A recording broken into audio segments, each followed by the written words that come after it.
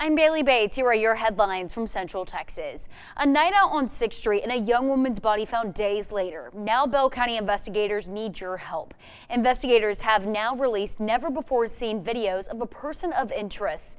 This is the last person seen with Tiara Strand before she went missing. April 16th was the last day Tiara was seen alive in 2023. Her body was found in a ditch just outside of Temple. Just days before, she was out with friends on Austin's 6th Street, but then got separated from her group. Where she was last seen is critical to this case. Take a look at your screen. The videos you're seeing show a man the Bell County Sheriff's Office says is a person of interest. They say he was seen earlier that night approaching multiple groups of women. They describe him as muscular with a short haircut, wearing earrings and military-style glasses, and possibly having a military background based on his movements. The Bell County Sheriff's Office says showing this to the public now is more important than ever, and Tiara's family still has hope. As an investigator and have been working these crimes for a while, he displays predatory behavior. I'm not saying that he is a serial killer. That is not what I am saying. I am saying that he displays things to us that make us concerned for the safety of all citizens. The video on your screen shows the person of interest walking in front of a Wendy's off of I-35 in Austin. Investigators say this is the last time Tiara was seen alive, and that's why investigators are releasing images and videos to the public, hoping someone recognizes the man. They say even the smallest detail could be the missing piece in the case. If you know or recognize anything from the videos, call the Bell County Sheriff's Office tip line or Crime Stoppers. Meantime, a Temple congregation is celebrating the restoration of a precious piece of church history. 1 year ago, the church says someone attempted to break in, leaving the stained glass windows broken. Pastor Brady Wayne Fox says the timing of the restoration couldn't have been more meaningful. Our Sydney Walker has the story.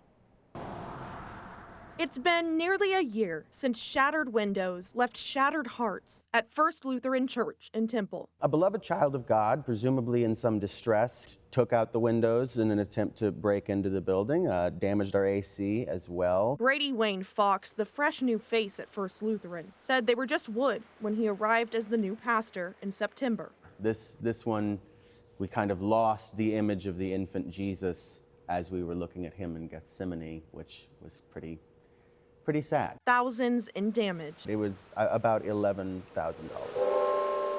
The beauty of God's good creation reflected through the stained glass shows us that God is indeed good.